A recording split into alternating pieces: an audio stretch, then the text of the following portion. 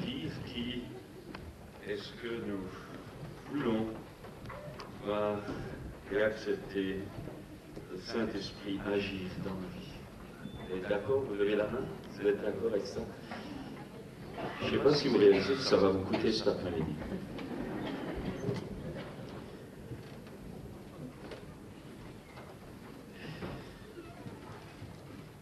J'aimerais introduire cet après-midi par deux textes dans la parole de Dieu. Le premier, c'est le thème de base de ces 3 journées que nous passons ensemble.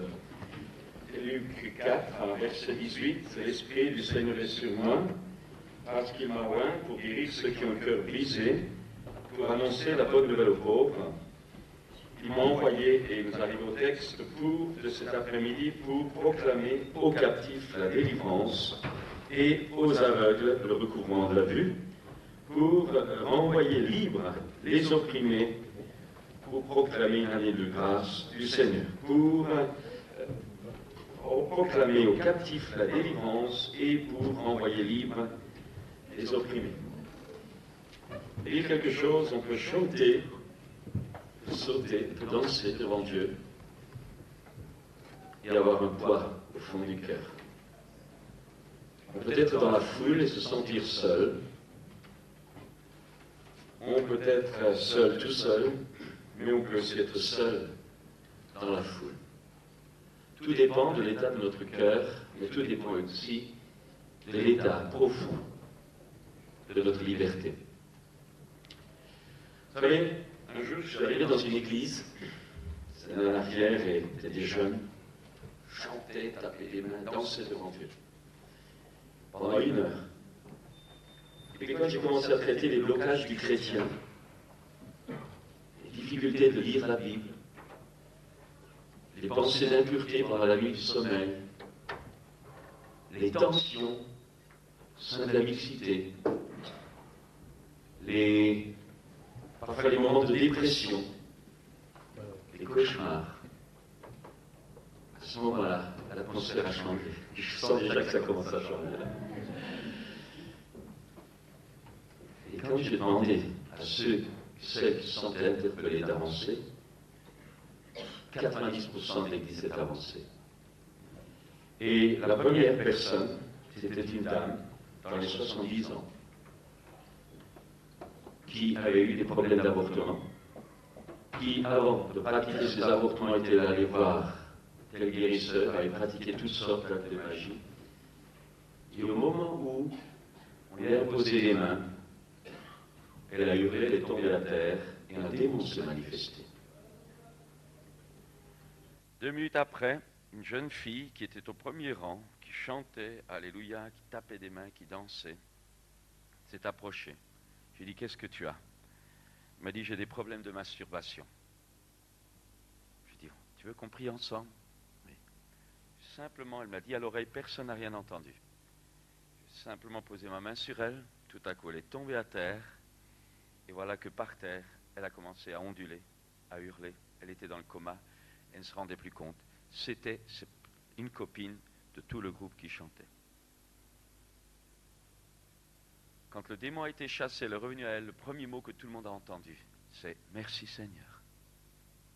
Elle ne l'avait pas inventé, elle avait besoin au plus profond d'elle-même d'être réellement délivrée, et ce n'est pas parce qu'elle chantait qu'elle l'était. J'ai arrivé un soir dans une réunion publique dans une église, il y avait la neige, on m'avait demandé, je ne pouvais pas venir le dimanche, on m'avait demandé de passer dans une église un soir. Et j'étais complètement fatigué, et je ne savais pas ce que j'allais leur prêcher. Et quand ça a été mon tour de monter sur l'estrade, j'ai dit, qu'est-ce que je vais bien pouvoir leur raconter? Puis tout à coup, je ne sais pas si c'était une inspiration, j'ai dit, est-ce qu'il y a des personnes qui ont des problèmes de colonne vertébrale, problèmes de douleur, maladie quelconque, qui a des problèmes? Et je m'entends dire, qui a des problèmes à sa nuque, à ses reins? Il y avait le batteur. Il y a un bon batteur ici. Hein? Il y avait le batteur. Il a dit, moi. Je dis, viens là. Je fais mettre devant l'estrade, sur l'estrade, tout le monde était là. Je lui dis, tends tes mains. Et effectivement, il avait une scoliose. Sa main était beaucoup plus courte que l'autre. Et au moment où j'ai ordonné à sa colonne vertébrale de se redresser, tout le monde a vu le bras s'allonger, mais ce qui n'avait pas été prévu au programme, c'est qu'au moment où l'onction est descendue pour redresser la colonne vertébrale, il est tombé à terre et un démon qui était caché au plus profond de lui-même s'est révélé. Et voilà que mon batteur évangélique d'une église vraiment vivante a commencé à onduler, à onduler, à onduler. Un esprit d'homosexualité, lequel il avait pratiqué autrefois, qui n'avait pas été chassé, a commencé à se manifester, et un jeune dans l'auditoire, qui était lié à lui par l'homosexualité, parce que c'était avec celui-là qu'il avait pratiqué. J'ose pas dire qu'il ne le pratiquait plus, je dis tout simplement ce que j'ai vu. J'ai été conduit par le Seigneur en disant, quelle est la personne dans cette salle qui se sent concernée par le problème de ce jeune? Je n'avais pas parlé d'homosexualité. À ce moment-là, un jeune s'est avancé. Au moment où je lui ai imposé les mains, il a été précipité à 4 mètres ça. La joie, c'est une chose. La liberté, c'est encore plus grand. Et la liberté glorieuse des enfants de Dieu engendre une joie qui est authentique, qui est profonde, qui est réelle. Je ne peux pas dire que vous ne l'avez pas, mais je veux dire qu'il est fort probable que parmi nous ce soir, il y en a qui ont besoin de Jésus. Briser les chaînes des captifs. Je voudrais simplement ce soir, nous avons depuis le premier soir, depuis vendredi soir, les orateurs, les uns après les autres, ont entamé, construit un mur ou une édification, les uns après les autres. Et je voudrais également encore continuer, je ne sais pas que notre frère apportera ce soir, mais je voudrais continuer par rapport à ce que André nous a partagé ce matin, la guérison intérieure de tout ce qui a pu marquer notre vie. Et je crois que c'est extrêmement important. Je pense que sa parole nous a fait du bien, la parole de Dieu nous a fait du bien. Et je voudrais aller plus loin maintenant encore et vous montrer qu'il y a parfois besoin d'être guéri de nos blessures, guéri de nos rejets, guéri peut-être de nos propres fautes et des conséquences de nos propres actions. Mais parfois, la guérison, pour qu'elle s'accomplisse pleinement, doit être précédée d'une délivrance de puissance mauvaise. Il n'y a pas seulement la restauration de notre personnalité détruite par le péché, par les blessures de la vie, mais j'aimerais simplement dire que certaines choses de notre vie, du passé, des fautes que nous avons faites ou que nous avons subies, Jésus à la croix, rappelez-vous toujours cela, n'a pas seulement payé pour les péchés que nous avons commis, mais il a également payé pour les péchés que nous avons subis. Mais parfois, certains péchés ou certaines souffrances, certains problèmes de la vie ont attiré comme des mouches, ont attiré des puissances sur notre vie. C'est une chose d'être pardonné, c'est une chose d'être guéri, c'en est une autre d'être libéré de puissances d'oppression qui ont eu d'une façon ou d'une autre un accès dans notre vie.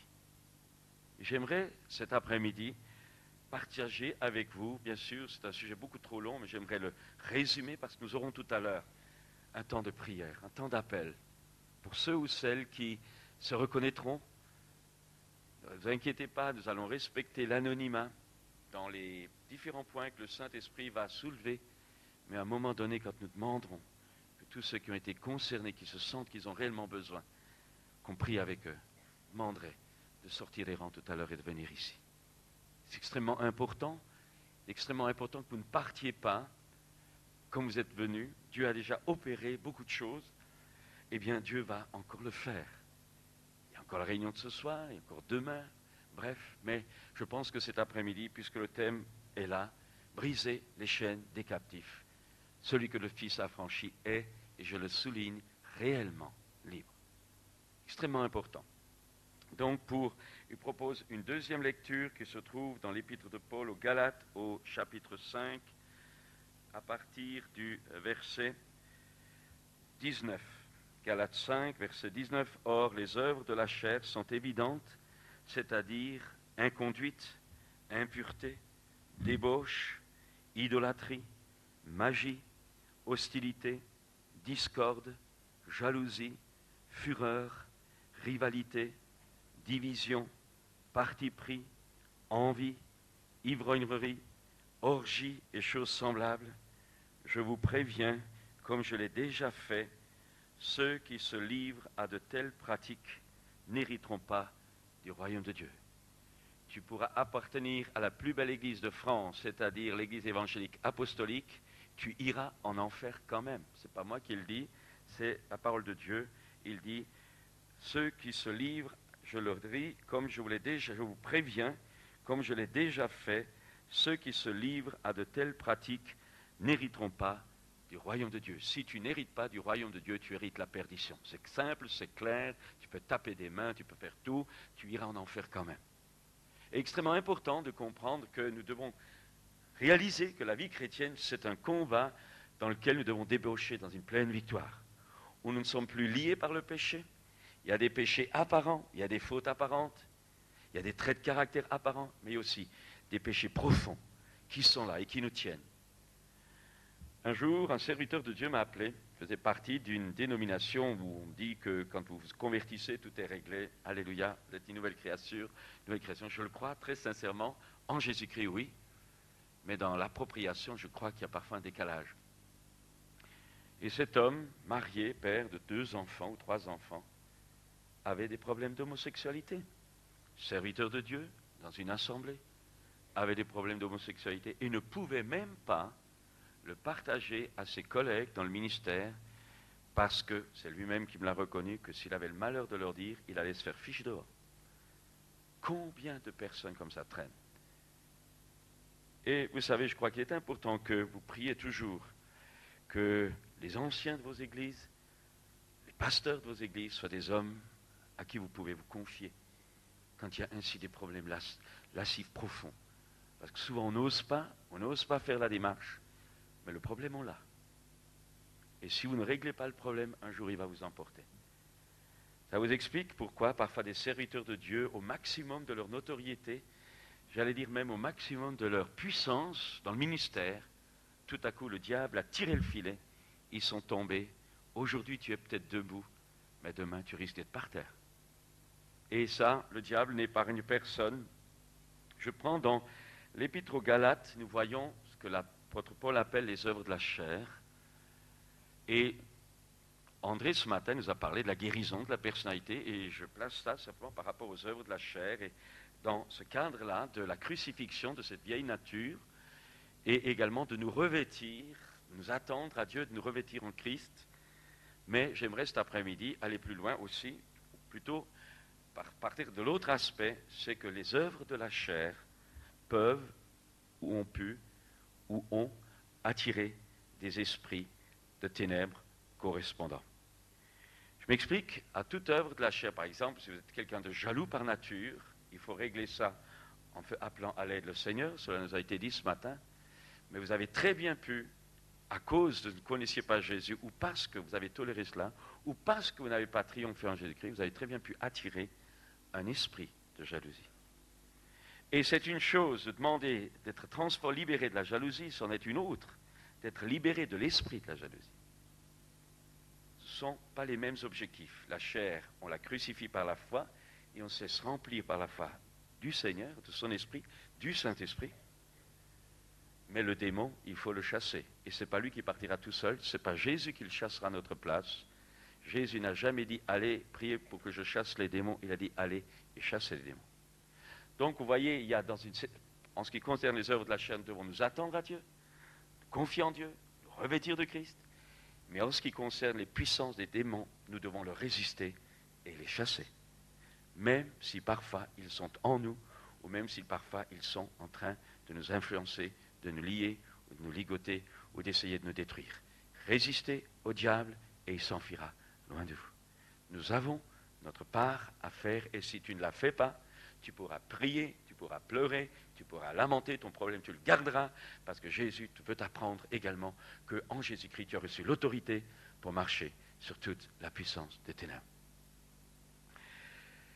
Pour bien comprendre le problème, j'aimerais là aussi, parce que je voudrais laisser un temps avec les frères, nous avons décidé de prier avec vous, je voudrais simplement vous signaler la fresque générale de la création. La Bible nous dit qu'au commencement, Dieu créa les cieux et la terre. Les cieux, monde spirituel, la terre, monde matériel. Ce monde spirituel, je résume, vous êtes des chrétiens, vous êtes censés le savoir, ce monde spirituel au commencement était bon. Il y avait toutes sortes d'autorités angéliques, des puissances immatérielles, des hiérarchisées, avec des fonctions territoriales, administratives, spirituelles, d'autorité, de puissance différentes et complémentaires. Ce monde spirituel, à un moment donné, a connu la révolte de celui que la Bible appelle le chérubin protecteur, qui semble avoir été placé par Dieu comme le responsable de la louange, de l'adoration du trône de Dieu. Et à un moment donné, Satan, qui était Lucifer, l'ange, chérubin de lumière, eh bien, au lieu d'orienter son adoration vers Dieu, à un moment donné, il a voulu que ça s'oriente vers lui. L'orgueil s'est trouvé dans son cœur. Savez-vous, c'est très clair, savez-vous que dans les églises ou dans l'œuvre de Dieu, les plus grands problèmes, on les rencontre souvent avec les musiciens et les chanteurs. Vous allez me dire, c'est pas vrai? Si, c'est vrai. Ce sont des êtres extrêmement sensibles, normalement je parle des vrais, extrêmement sensibles, extrêmement émotionnels, sens artistique, sens musical. Mais on peut jouer à l'orgue, on peut jouer à la guitare et avoir un fichu caractère. C'est pour cette raison que nous avons besoin d'être protégés les uns par les autres. Parce que nous vivons dans un monde, et je dirais que le terrain de la musique est un terrain où il y a énormément de problèmes. Les uns sont pour tel style musical, les autres sont pour tel autre style musical. Alors tout le monde veut servir Dieu et en même temps ça se bagarre souvent dans le monde. À la base, il y a une puissance, Lucifer, chérubin protecteur, qui a voulu détourner cela.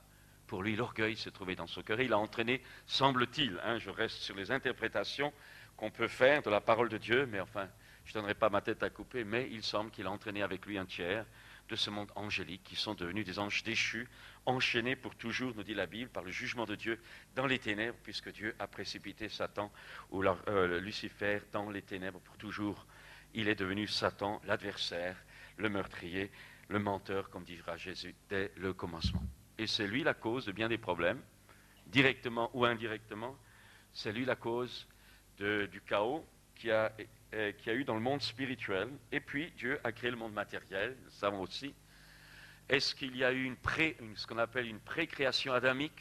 Est-ce qu'avant que Dieu, dans le livre de la Genèse, on dit Dieu créa, au commencement, Dieu créa les cieux et la terre était informe et vide. Il y en a qui disent qu'avant que cette terre devint informe et vide, il y a eu une création spirituelle, angélique, qui, par la rébellion de Satan, a créé le chaos. Et ce que nous lisons dans le livre de la Genèse, c'est la recréation, la restructuration de Dieu. Dieu sépara les ténèbres avec la lumière, etc. Je ne sais pas, Dieu nous le dira quand on sera là-haut. Ce n'est pas ça qui est important. Ce qui est important, c'est ce que tu fais de ta vie pendant que tu peux choisir ta destinée, puisqu'il est réservé aux hommes de mourir une seule fois, après quoi vient le jugement. Donc, d'abord le monde spirituel a été coupé en deux, le monde spirituel au service de Dieu, les chérubins, protecteurs de la gloire de Dieu, les archanges, guerriers, messagers, les séraphins, présidents à l'adoration, et les anges, nous dit l'Épître aux Hébreux, qui exercent un ministère en faveur de ceux qui doivent hériter du salut. Et nous avons prié pour que les anges, cet après-midi, agissent avec nous. Nous croyons à l'action du Saint-Esprit, mais nous croyons également à la nécessité d'avoir conscience dans le peuple de Dieu du travail des anges. C'est pour ça que c'est important, quand je vous parlais hier de la présence extérieure, de l'onction extérieure, du manteau extérieur à nous, dans une salle, il faut bien comprendre que cette onction est aussi produite par la présence des anges. Nous devons savoir ces choses-là. D'où notre extérieur est important. Je ne veux pas faire de bagarre, mais je crois dur comme fer, même s'il y en a qui pensent que c'est plus de nos traditions à nous, que c'est culturel, c'est complètement faux. Je crois que l'aspect extérieur face au monde des anges a une extrême importance.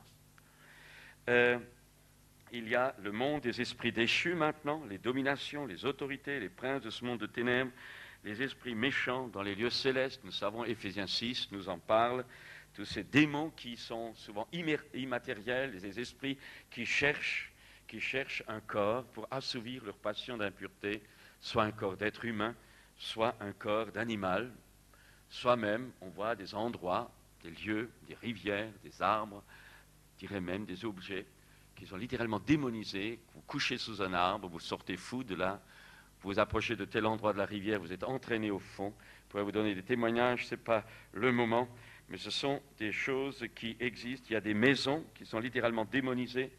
Il y a tout un ensemble, ce n'est pas le sujet de cet après-midi, et nous savons que ce monde donc spirituel s'oppose au monde de Dieu. Il y a ensuite le monde matériel que Dieu a créé bon, nous dit le livre de la Genèse, et qui, à un moment donné, a été confié à Adam, qui, à son tour, sous l'instigation du serpent, à travers duquel Satan parlait, eh bien, le serpent lui a dit à Ève, Dieu a-t-il réellement dit? Il n'a pas nié, il a simplement transformé l'affirmation de Dieu en un point d'interrogation.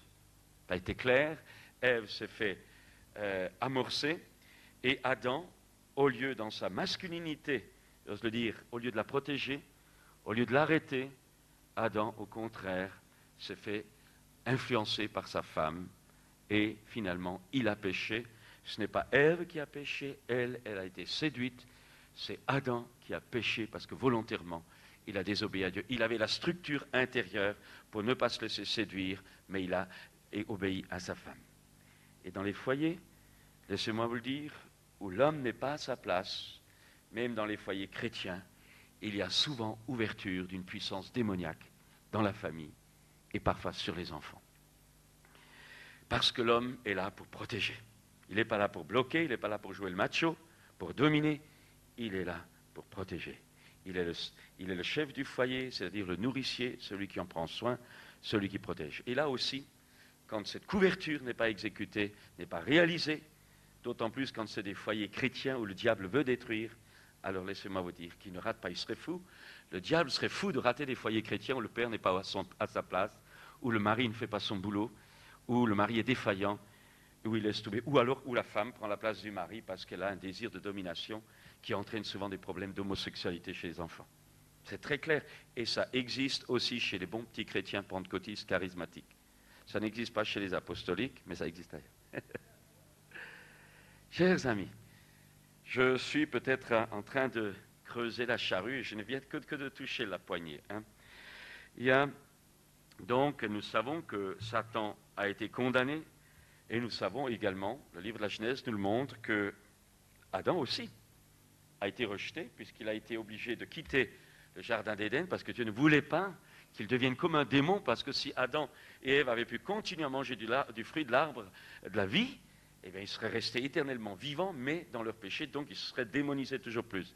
Et c'est pour les sauver de là que Dieu les a arrachés de leur possibilité de manger du fruit de l'arbre de la vie pour que plus tard l'accomplissement prophétique de la restauration par la postérité de la femme puisse se faire.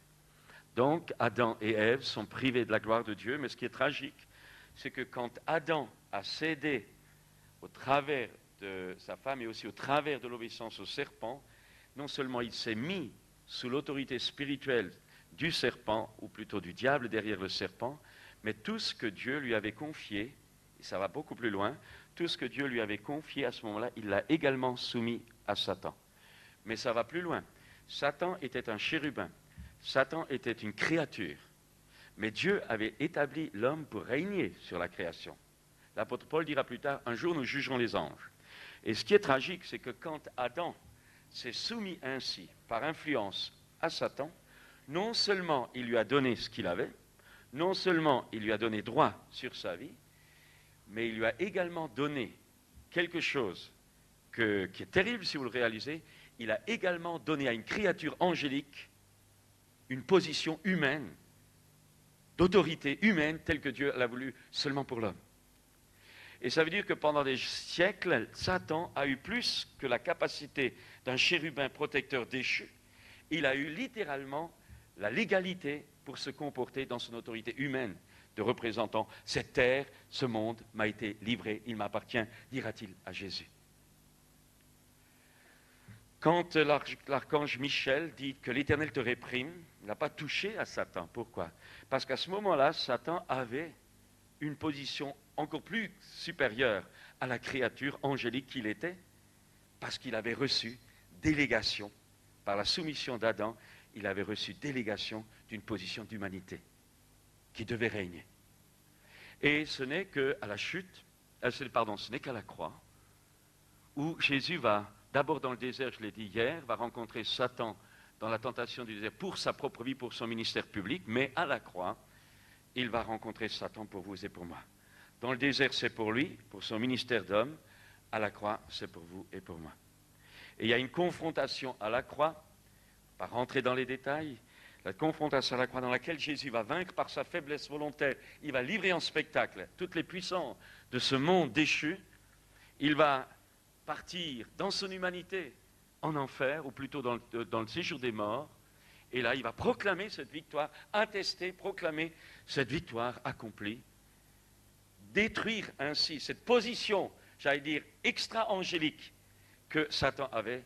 Et depuis ce jour-là, non seulement Jésus a emmené ceux qui étaient dans le paradis avec lui, ceux qui étaient dans le sein d'Abraham, dans le séjour des morts avec lui, mais depuis ce jour-là, Satan, pour tous les chrétiens qui se mettent au bénéfice de la victoire de Jésus, Satan n'est plus qu'une créature déchue, qui tout simplement nous attaque parfois encore par mensonge, en nous faisant croire qu'il a encore un pouvoir, alors qu'en réalité, si tu sais qu'il a été dévêtu, tu sais également que le Seigneur t'a donné le pouvoir de marcher sur toute la puissance des ténèbres, parce que légalement, maintenant, en Jésus-Christ, tu retrouves ta position au-dessus de tout ange. Jésus a vaincu Satan pour nous. Et Christ en nous, face au Satan, c'est la puissance du royaume dans nos vies. Et Christ en nous également, devant Dieu, c'est la possibilité de nous approcher de Dieu avec une pleine assurance. Je résume. Ce que je veux simplement dire, c'est que l'esprit qui a conduit Satan à désobéir dans les cieux est le même esprit qui a conduit Adam et Ève à désobéir sur la terre. Deux états d'âme semblables, deux choix identiques, des conséquences identiques, rupture avec Dieu. Mais Dieu a tant aimé le monde qu'il a donné son Fils unique, afin que quiconque croit en lui ne périsse point, mais qu'il ait la vie éternelle. Les anges déchus sont livrés pour toujours, enchaînés pour toujours dans les ténèbres, mais Dieu avait fait la promesse à Adam et à Ève que la postérité de la femme, un jour, écraserait la tête du serpent. Dieu ne nous a pas laissés à la destruction, il avait un plan pour nous. Et au travers de la mort, de l'expiation, de la résurrection, de la victoire du Christ, Dieu nous entraîne dans la victoire de son Fils bien-aimé. Alors je dirais encore ceci. Je disais tout à l'heure, ce monde, donc l'homme, par ses péchés, est séparé de Dieu. L'homme, non seulement par ses péchés, est séparé de Dieu, mais contaminé par le péché, est devenu également esclave du péché. L'homme n'a pas seulement péché, mais l'homme a une nature de péché maintenant. L'homme, par sa désobéissance, est soumis à la puissance de Satan, et la création que Dieu lui avait confiée a également été soumise à la vanité. Voilà la situation. Et cela vous explique que là où il n'y a pas le Christ, là où il n'y a pas le royaume de Dieu, cela vous explique déjà l'action, comme nous a été parlé ce matin, dont nous avons parfois besoin d'être guéris, conséquence de ce que nous avons subi, conséquence peut-être de nos propres fautes également, aussi réaliser notre identification dans la mort du Christ, notre vieille nature de péché a été crucifiée avec Christ, mais également cet appel de Dieu à venir avec tous nos fardeaux pour reconstruire ce que le péché a détruit, ce que nos fautes ont détruit. Il y a une reconstruction par la vie du Christ que nous devons demander, par l'action concrète de la troisième personne de la divinité, le Saint-Esprit qui va nous aider quand il nous remplit. Donc ça, c'est la marche, mais il y a plus que cela. Mais il y a également, comme je l'ai dit tout à l'heure, l'influence démoniaque, les emprises démoniaques qui agissent au travers de ces choses-là, tantôt directement, tantôt en soufflant sur notre nature de péché pour lui faire commettre toutes sortes de choses. Et ces deux réalités réunies vous expliquent les haines, les crimes, les maladies, les infirmités, les guerres, les foyers brisés, les enfants abandonnés, la famine, les tremblements de terre avec les morts, la drogue, la mauvaise sexualité, la moralité destructrice de la famille, avec toutes les conséquences pour le couple, les enfants, la société. Cela vous explique également que tout le monde parle de l'amour de Dieu dans nos églises. On n'a jamais autant manqué d'amour réel dans nos églises. C'est très clair. Lisez les livres, écoutez les conventions, regardez les vidéos, écoutez les cassettes. Amour par-ci, amour par-là, amour par-ci, amour par-là. On n'a jamais vu autant de compétition que maintenant. Très clair. Compétition ou de dénomination, ou de groupe, ou d'église, ou de serviteur de Dieu, ou de servante, ou de chrétien. C'est très simple.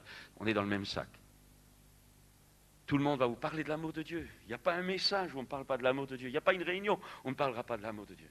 Jamais comme maintenant, j'ose le dire, il y a eu autant de groupes, même dans notre pays. Excusez-moi, mais je dis que souvent, on est du vent. Et il faut avoir le courage de le reconnaître.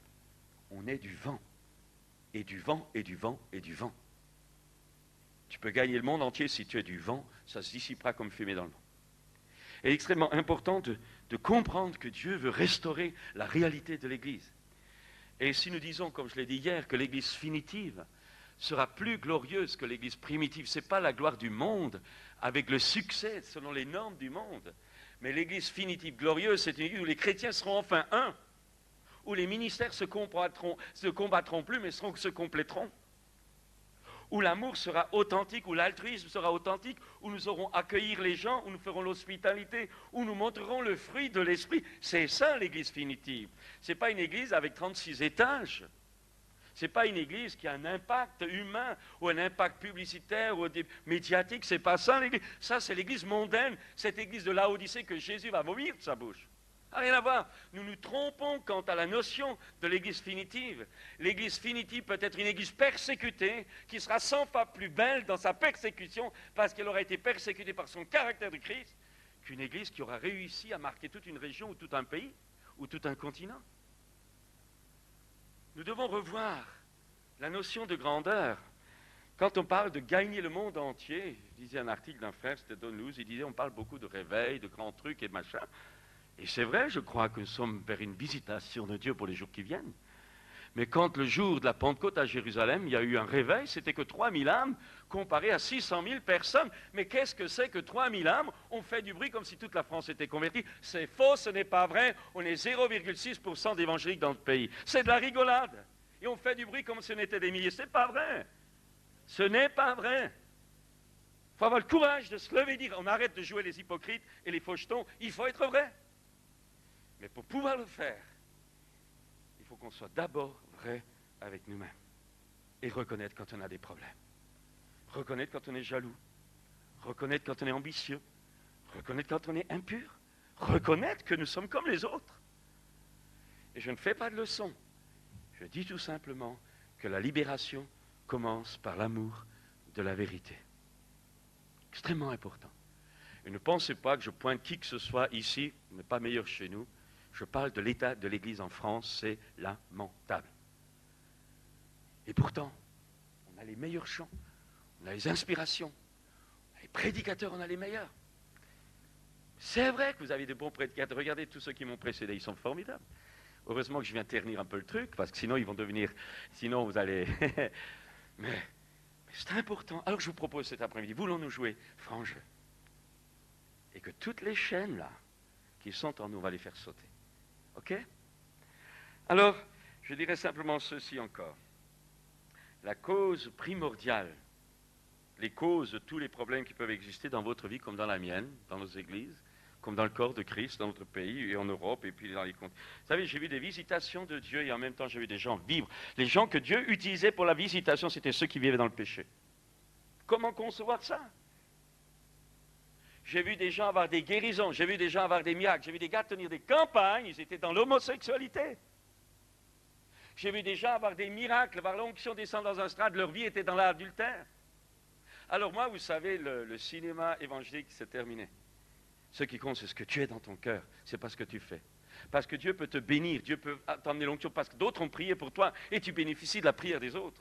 Ou parce que pendant que tu étais en état, eh bien Dieu s'est engagé avec toi et Dieu respecte sa parole. Mais tu peux avoir une visitation de Dieu dans ta vie sans plus avoir Dieu en personne dans ta vie. Il faut faire la différence entre Dieu qui nous accompagne et Dieu qui est réellement avec nous, parce que nous sommes en Dieu. Et j'insiste un petit peu parce que vous allez voir, il faut que le sécateur, ce soir, cet après-midi, pénètre profondément. Parce que je crois que Dieu veut encore vous donner bien des choses. Alors, cause humaine, péché, désobéissance, influence. Nous savons toutes ces choses-là et nous savons également, j'aimerais le dire, que le chemin du salut, c'est l'évangile, quoi. Dieu, je l'ai dit, a tant aimé le monde. Il y a donc une porte de sortie pour toi, pour moi, pour chaque être humain. André, ce matin, nous a parlé de la guérison intérieure, la porte de sortie de venir. Cet après-midi, je voudrais vous donner la porte de sortie de la délivrance, où tu as à faire quelque chose, pas à attendre que ça se fasse. Tu as à faire quelque chose. J'aimerais expressément préciser cela. J'aimerais encore dire ceci. Il y a 2000 ans, sur la croix du Calvaire, Jésus règle le problème légal du droit de Satan sur nos vies et sur la création, par sa résurrection, et lorsque Christ vient habiter en nous, il nous libère maintenant de notre nature de péché. Lui seul peut le faire, il n'y a pas de faire de l'introspection maladive. C'est sa vie en nous qui engloutit ce qui est mortel en nous. Christ ressuscité en nous, c'est lui qui nous donne la victoire. Mais ça va plus loin encore. Eh bien, Jésus, et plutôt également, mais Christ en nous, ayant triomphé de Satan, nous donne à notre tour de marcher sur toute la puissance de l'ennemi. Il nous a libérés. La parole de Dieu, l'Épître aux Colossiens nous dit qu'il a délivré par son sang de toutes les puissances des ténèbres. Et il nous a introduits dans le royaume du Fils de son amour. Et enfin, nous attendons la résurrection. Nous attendons beaucoup de choses. Nous sommes en route, nous sommes en marche. Quand ce qui est parfait sera venu, nous sommes en route, nous enfantons spirituellement la venue du Seigneur, nous enfantons spirituellement l'âge nouveau qui vient, mais c'est le retour du Christ qui fera ces choses. Vous savez, je voudrais dire encore quelque chose. Dans ce combat spirituel, je n'aimerais pas qu'on se trompe de cible. Je ne sais pas ce que vous croyez, mais je partage. Je ne crois pas que nous gagnerons nos pays pour Jésus. C'est anti-biblique. Je ne crois pas, l'histoire est toujours là pour le montrer. Dieu, ce n'est pas l'Église qui installe le royaume de Dieu, j'allais dire politiquement, sociologiquement. Ce n'est pas vrai. Chaque fois que l'Église a commencé à faire de la politique, elle s'est fichue de temps. C'est clair. Vous savez, parfois de la littérature, alors on va faire la conquête de Los Angeles, on va faire la conquête de telle ville. Résultat, je crois que quand il y a eu Billy Graham qui est venu à Paris, je crois à la conquête dans l'évangélisation, je crois à la conquête dans le témoignage, je crois à la conquête pour briser les chaînes des âges, je le crois. Mais je ne crois jamais que toute la ville de Paris se convertira. Jérusalem elle-même ne s'est pas convertie. Je crois que le réveil de Jérusalem, c'était 3000 âmes, mais comparé aux 600 000, c'était rien du tout. Ce que je veux dire par là, c'est que quand il y a eu la campagne Billy Graham à Paris, c'est vrai que pendant cette semaine-là, tout le monde avait prié pour qu'il n'y ait pas d'attentat, et je crois que nous avons cette puissance, cette possibilité en Dieu, par la prière, en cherchant le bien de la ville dans laquelle nous nous trouvons, ou la région de notre pays, nous avons la capacité d'influencer, ça c'est clair. Mais les meurtres ont recommencé à Paris. Los Angeles, il n'y a jamais eu autant de crimes que maintenant, et pourtant il y a eu les campagnes mondiales, toutes les équipes d'évangélisation qui sont allées pour gagner la ville de Los Angeles. Ils n'ont rien gagné du tout. Ils ont simplement gagné des âmes. Qu'est-ce que je veux dire? Je ne suis pas défaitiste. Je crois qu'au contraire, il faut envahir tout. Il faut envahir toutes les situations sociales. Il faut envahir toutes les branches de notre société. Il faut y envahir dans le témoignage, mais j'aimerais vous dire, cette vérité, vous ne gagnerez pas l'éducation nationale. Parce que si vous êtes vraiment efficace, vous gagnerez des âmes, mais à un moment donné, vous ferez liquider. J'étais pendant des années, je peux vous le dire. Il y a des gens qui acceptent l'évangile, mais d'autres qui refuseront. Nous devons enfanter spirituellement. Nous devons vivre dans l'intercession, dans le combat. Enfanter cette église invisible qui devient réelle, envahir un peu partout, ça c'est clair. Mais c'est le retour du Christ qui établira les choses. De la même façon, nous croyons à la guérison divine, mais c'est la résurrection de nos corps qui balayera pour toujours la maladie. C'est extrêmement important. Extrêmement important de ne pas nous tromper de cible. Et les slogans tout faits ne changent rien quand vous serez dans le pétrin. J'étais surveillant général d'un lycée de 2000 élèves, 700 internes, j'ai fait plusieurs lycées. J'étais dans l'enseignement, je peux vous le garantir. J'ai vu des gens confrontés à la vérité à un moment donné, c'est non et c'est non. Et parce que c'est non, parce qu'on a fait pareil avec Jésus, on n'est pas plus malin que Jésus. La lumière est venue chez les siens, mais les siens ne l'ont pas reçue parce que leurs œuvres étaient mauvaises. À un moment donné, notre témoignage amène les gens à choisir entre la vérité et l'erreur, entre les lumières et les ténèbres. Mais dans ce choix, il y aura toujours... Jésus parle d'un petit troupeau à la fin. Je ne suis pas négatif. Sincèrement, je ne le pense pas. Notre Église est probablement la plus importante d'entre nous ici. Donc je ne pense pas être négatif. Je crois qu'il faut bouleverser notre ville. Mais la Bible, c'est la Bible. Hein? Et elle nous dit, quand le Fils de l'homme viendra. Alors on dira oui. Point d'interrogation. Mais l'histoire des États-Unis, vous savez, il y a 3 pays qui sont construits sur la Bible, Israël, la Suisse et les États-Unis. La Suisse est tellement marquée de mouvements évangéliques, ils ont besoin d'une conversion. Même si les États-Unis ont soi-disant 25% d'évangéliques, beaucoup d'évangéliques ne sont pas vraiment nés de nouveau. Des villes qu'on a connues, il y a eu des moments dans l'histoire où l'évangile, où le christianisme a marqué certains pays à un moment donné. Mais on sait Les résultats sont là, que dans ce christianisme qui était plus ou moins imposé pour beaucoup, tout le monde n'était pas né de nouveau. Calvin a bouleversé Genève, mais il a imposé sa foi. Il n'y avait pas de nouvelle naissance à un moment donné, il a été rejeté. Il faut comprendre. Qu'est-ce que je dis là? Parce que nous avons affaire à une bataille. Et ça ne vient pas tout seul. Et nous devons faire tout notre possible pour gagner le maximum d'âmes, détruire les œuvres du diable. Mais je rappelle, je le crois de tout mon cœur, nous devons y aller à fond. C'est un défi pour notre génération. Je ne crois pas du tout à la passivité. Je dis qu'il faut y aller, absolument il faut y aller. Ça c'est clair, dans toutes les couches de la société, il faut y aller, il faut y aller, il faut y aller. J'aimerais te dire, quand ça chauffera, certains d'entre nous, ils laisseront leur peau.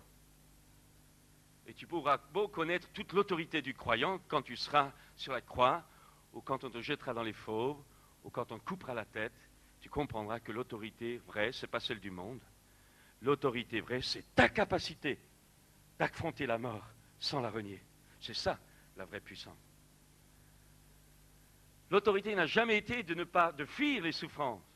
L'Épître aux Hébreux nous parle de ceux qui ont accepté, qui ont vaincu, qui ont triomphé, mais elle parle aussi de ceux qui ont été décapités, sciés, torturés. Mon frère, ma sœur, c'est une bataille, parce que derrière toutes les réalités de la vie, il y a une puissance en action. Et c'est contre elle, et j'aimerais vous le dire, il y a des morts dans cette bataille. Quand les Hébreux sont partis envahir Canaan, pourtant Dieu leur avait dit, je vous le donne ce pays. Je vous le donne. C'est clair, il leur avait donné. Mais il fallait que ville après ville, ils se battent. Et vous savez, quand l'armée se rassemblait, le souverain sacrificateur ou le sacrificateur qui avait l'arche passait devant toute l'armée. Il disait, ne craignez pas, ne craignez pas, ne craignez pas. Dieu est avec vous, il vous donnera la victoire. Ça, ce genre de message évangélique, tout le monde en veut. On est les plus forts, celui qui est en nous est plus fort, alléluia, pataboum. Ça, tout le monde en veut. Mais 5 minutes après, c'était les chefs militaires qui passaient. Et les chefs militaires passaient et disaient, si quelqu'un d'entre vous vient de se fiancer et qui n'a pas encore pris sa femme, qu'il retourne à la maison, de peur qu'il ne meure dans la bataille, qu'un autre ne la prenne. Là, le décor change. Que celui qui vient d'acheter une maison, qui ne l'a pas encore habitée, retourne à la maison de peur qu'un autre ne meure dans la bataille et qu'un autre ne la prenne. Comprenez-vous, il y a la victoire. Nous savons que la victoire est au bout parce que Jésus a déjà remporté la victoire. Et nous entrons dans cet esprit de victoire, nous le matérialisons, nous l'installons, nous y allons de l'avant. Mais certains d'entre nous, si tu es réellement engagé avec Dieu, tu seras persécuté. Parce que tous ceux qui veulent vivre pieusement en Jésus-Christ seront persécutés. Donc je vais enlever de vos têtes tout ce sentiment irénique. Être chrétien, c'est toujours marcher, tout ça, patali, pas de bobo, pas de problème. Ce n'est pas vrai. Parce que tu as reçu une puissance. Non seulement pour chasser les démons, mais les affronter au moment peut-être où dans ce mystère de l'iniquité et du plan de l'harmonie de Dieu qu'on ne comprend pas toujours, Dieu permettra que tu seras peut-être jeté dans la fournaise pour que ton sang amène plus d'âmes au salut que peut-être ton démon chassé. Nous le savons, l'histoire est là, le sang des martyrs a amené plus de conversions que toute notre foi, qui semble peut-être souvent une pensée positive avec des moyens humains, alors qu'en réalité, nous manquons de la vraie onction. Je dirais encore ceci, je pense, sincèrement, je le pense, nous sommes trop forts. Je peux redire ça? Nous sommes trop forts. Moi, j'ai dansé sur des hymnes qu'on chante dans nos églises avec des paroles évangéliques. J'ai dansé, j'ai passé des années dans les boîtes de nuit. J'ai grandi avec des amis africains, m'appelaient le nègre blanc pendant des années, j'ai vécu de tout. Quand j'ai découvert un jour un rassemblement de chrétiens, on chantait là-dessus, j'ai dit, mais les gars, ils comprennent rien ou quoi? Mais quand je l'ai réparé, ils m'ont regardé comme un marchien, ils ne comprenaient pas. Pour eux, les paroles évangéliques dessus, ça marchait. Pas évident que ça marche. Ce qui marche, ce n'est pas les paroles, ce qui marche, c'est l'onction. L'onction. C'est elle seule qui sauve les gens. Parce qu'il y a des gens qui lisent la Bible, ne sont pas sauvés. C'est l'onction qui donne la vie. Et je voudrais insister là-dessus, déjà, pour vous montrer que nous avons en face de nous un adversaire. Et qu'il y a des morts sur le chemin. Et que tu as reçu la puissance de Dieu, non pas seulement pour chanter en langue, mais pour avoir le courage d'affronter ces puissances, même si dans ces moments-là, tu vas connaître la souffrance, le rejet, la trahison, tout ce que tu veux, ou peut-être la mort. Savez-vous qu'il y a des centaines de chrétiens qui chaque semaine, j'ose presque dire chaque jour, meurent dans le monde? Et vous allez leur dire, ils n'ont pas l'autorité. Vous rigolez ou quoi? Quand on voit la trouille de nos chrétiens, la peur du lendemain, L'incapacité de s'engager parce qu'on ne sait pas de quoi demain sera fait. On se dit, on pense avoir la puissance. Chers amis, j'ai voulu taper un peu dans le mille, là, on va plutôt dedans, mais tout le monde sait que vous n'êtes pas ce genre de là. Vous êtes les meilleurs, hein, d'accord? Mais j'aimerais quand même continuer. J'aimerais dire encore ceci, la parole de Dieu est claire, mais l'exemple, les expériences sont claires qu'il y a des hommes, il y a des femmes qui volontairement se mettent au service de Satan. Il y a ceux qui ne savaient pas, comme ce pasteur Pygmée qui m'a raconté avant, il était sorcier, qui se métamorphosait, tous ces trucs-là. Mais il disait, mais moi je ne savais pas que Jésus-Christ était le Fils de Dieu. Il dit, moi on m'a toujours appris que Satan était Dieu. Alors, formé à cela, il a toujours cru. Mais il y a d'autres qui ont vu sa conversion, qui ont voulu le détruire. On l'a laissé mort, parce que les sorciers, tous des villages environnants, l'ont pris, l'ont liquidé pour qu'ils ne dévoilent pas les secrets. Ils l'ont laissé pour mort. Et la puissance, il racontait que dans sa case, où il avait réussi à se traîner, où ils l'ont laissé dans le coma, croyant qu'il était mort, l'onction du Saint-Esprit tout à coup est descendue sur lui. Et pendant la nuit, ses blessures se sont refermées. Et le lendemain matin, régénéré, quand il est ressorti de sa case, quand il a rencontré les sorciers qui l'avaient attaqué de nuit, c'était eux qui avaient les blessures. Vous savez, un genre de bonhomme comme ça, il m'a dit, mais Satan est fort. Et il ne comprenait pas que les chrétiens soient si faibles. Alors, où c'est que je vais en arriver? Alors, je veux simplement arriver qu'il faut, dans ces temps de la fin, où le Seigneur prépare son Église, eh bien, il faut savoir qu'il y a des gens qui, même volontairement, sont contre Jésus, sont contre Dieu, sont contre nous, parce que derrière, ils ont livré leur vie à des puissances qui veulent tout simplement nous détruire. Un jour, dans une église importante, j'étais là et je fais un appel et j'avais remarqué que les gens venaient toujours à l'imposition des mains. Les mêmes, des semaines. Alors je dis, bon, écoutez, que tous ceux qui ont pratiqué l'adultère, l'avortement ou la magie, avant qu'on prie pour eux, qu'on fait ça aux frères qui prient avec eux. Et alors là, j'ai déclenché l'enfer. Parce qu'avant, il y a eu des impositions à tout ce qu'il y a de plus calme, honorable, bienséante. Mais à ce moment-là, les personnes ont commencé à dire, simplement, j'ai dit, racontez pas votre vie, dites simplement. À ce moment-là, quand les frères ont commencé à imposer les mains, ça a éclaté. La réunion avait commencé à 5 heures du soir, sur une église de 500 membres, il y en a 350 qui s'en vont. C'est quand j'ai parlé d'adultère, d'avortement. Et pendant jusqu'à 10h30 du soir, il y avait des délivrances de partout. Il faut savoir ces choses-là. Je dis qu'il y a des puissances, il y a des hommes, il y a des femmes, pour donner des témoignages, pas le temps, qui volontairement sont devenus ennemis de Dieu et qui font fait non seulement des pactes de sang, mais qui ont réellement donné leur vie volontairement par soif de domination, soif de richesse, Ils ont flétri la vérité par amour des richesses, par amour de toutes sortes de choses. Je ne sais pas ce qui peut se passer dans la vie de quelqu'un, mais n'oubliez pas qu'il y a eu Pharaon avant dans l'histoire. N'oubliez pas qu'il y a toutes sortes d'épisodes dans la vie du monde. On voit que c'est une folie, on ne comprend pas toujours pourquoi. Et je dirais que ceux qui s'occupent de ce genre de témoignages doivent être extrêmement forts dans leur communion avec Dieu. Il y a des gens qui sont plus particulièrement envoyés par le Seigneur pour s'occuper de ce genre de milieu sataniste, mais ils vous diront que ce n'est pas facile, parce qu'on touche du 100 000 volts. Alors, je dirais que l'Évangile est un message de salut. Et j'arrive maintenant, si vous voulez, à la pratique, être plus pratique, puisque nous voulons prier. Vous savez, quand vous allez chez le médecin, bon, ça fait un bout de temps que je ne suis pas allé, mais enfin, quand j'étais gamin, j'y allais. Vous allongez sur le divan. Après, j'avais une appendicite. Enfin, il m'a tâté là. T'as mal ici, t'as mal là, t'as mal ici, non, t'as mal là. Et puis quand il a touché, c'était là mon problème. Maintenant, quand je vais parler là où ça va faire aïe chez vous, si vous mettez en colère, si vous vous énervez, ou si vous sentez que ça réagit, alors fuyez pas. C'est là votre problème ce soir. Mais Jésus, c'est là que Jésus veut briser votre chaîne. OK? Alors, j'ai parlé, on pourrait simplement dire, on peut être influencé, à cause de la vie passée, par des puissances, selon le pays, selon la région, selon l'endroit, selon la ville, selon le logement dans lequel on vient d'habiter, qui parfois a été habité par quelqu'un d'autre, qui pratiquait toutes sortes de choses. Donc on peut être sujet à toutes sortes d'influences. On voit que dans telle région, il y a telle influence, dans telle autre région, il y a telle influence. On voit que dans telle famille, dans telle ville, dans telle localité, dans tel pays, il y a des puissances, des principautés, des autorités.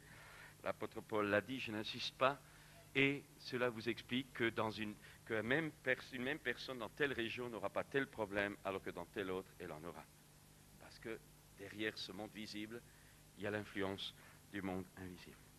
Et comme je le disais tout à l'heure, nos œuvres de la chair, c'est-à-dire notre nature charnelle, avec les plaisirs du péché, la convoitise de la nature humaine, peut attirer des puissances correspondantes, comme une abeille est attirée par des fleurs ou par du miel. L'impudicité, vous êtes libre. L'impureté, vous êtes libre. La dissolution, l'idolâtrie, la magie, les inimitiés, vous êtes libre. Les querelles, vous êtes libre. Fuyez pas. Querelle, c'est querelle. Ce n'est pas des querelles évangéliques, ça c'est de la rigolade, c'est nous qui rajoutons ça. Querelle, jalousie, vous êtes libre. Animosité. Vous savez, quand vous voyez un tel, quand vous voyez une telle, quand vous entendez parler d'un tel, quand une telle, je ne sais pas si vous êtes fait, ça c'est la nature humaine.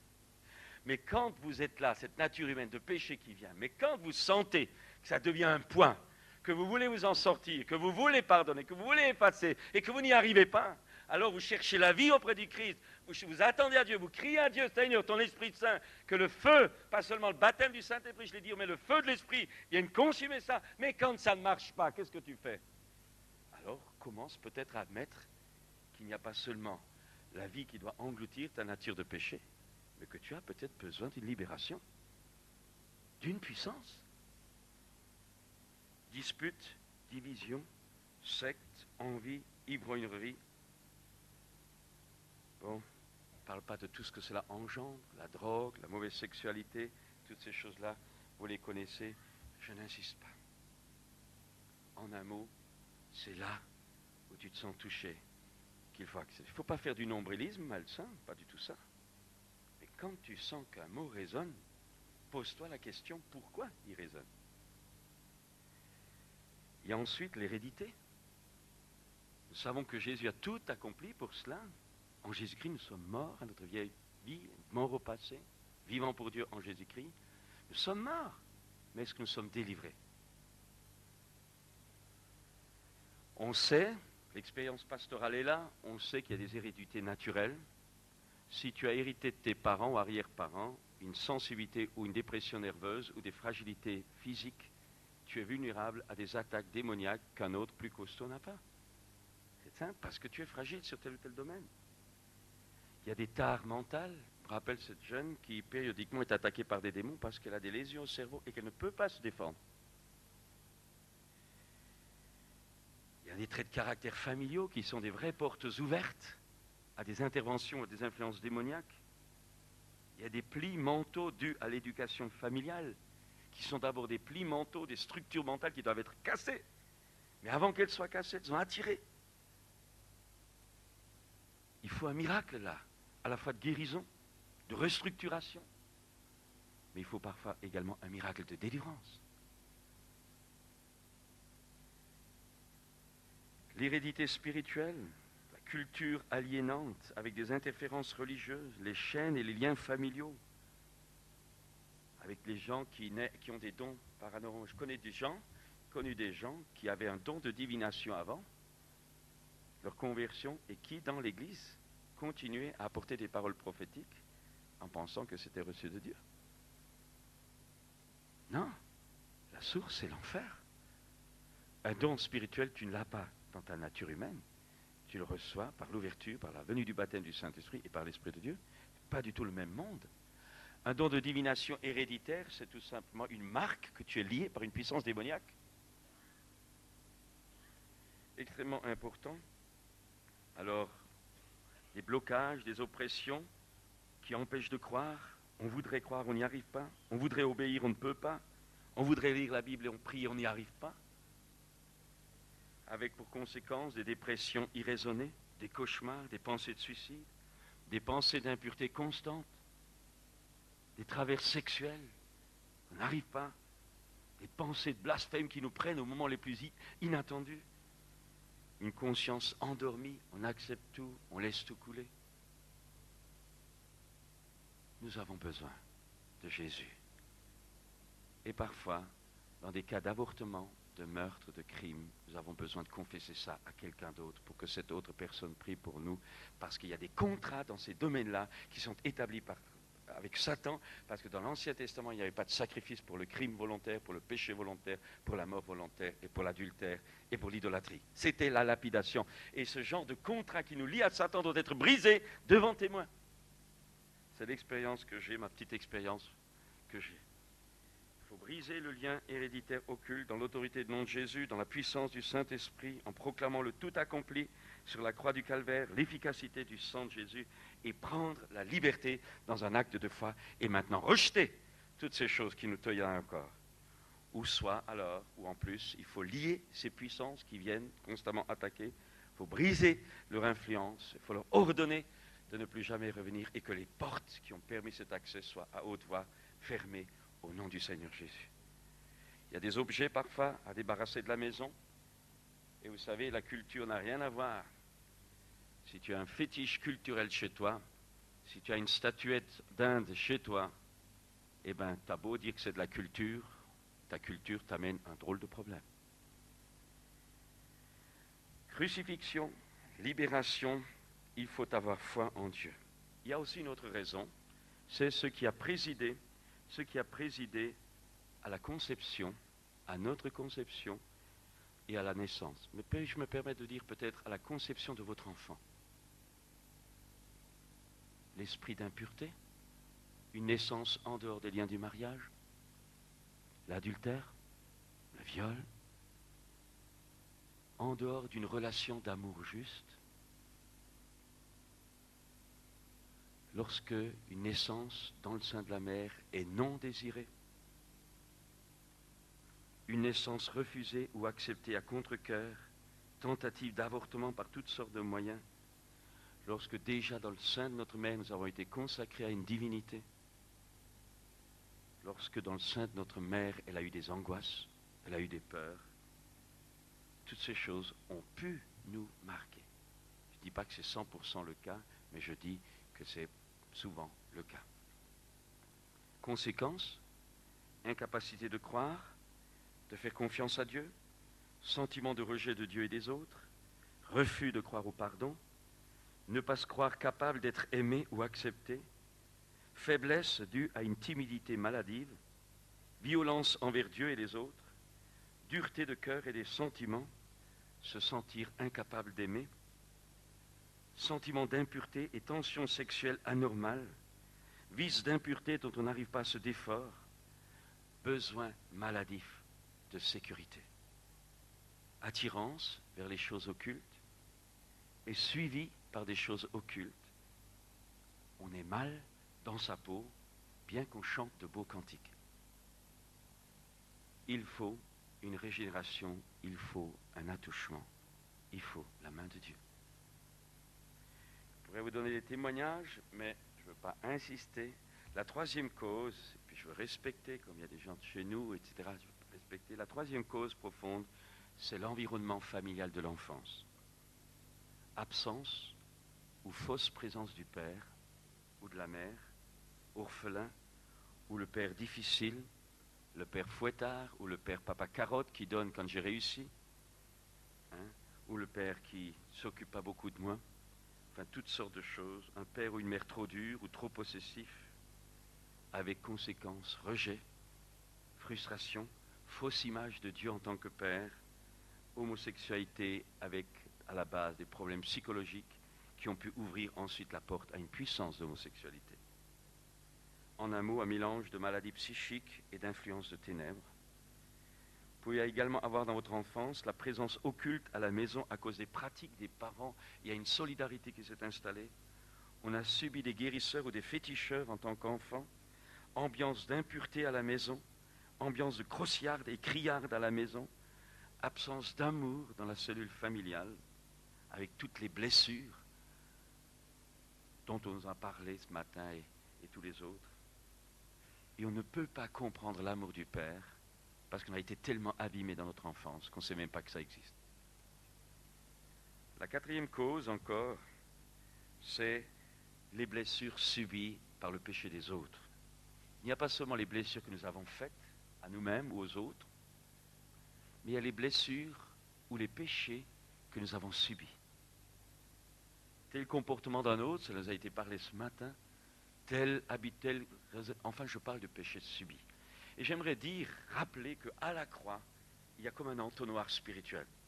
À la croix, non seulement Jésus en son corps se charge de vos péchés, de mes péchés, des péchés de vos pères comme des miens, mais il se charge également des péchés, non seulement que nous avons commis ou qui ont été commis, mais il se charge également des péchés subis dans votre chair, dans votre personnalité, dans votre être.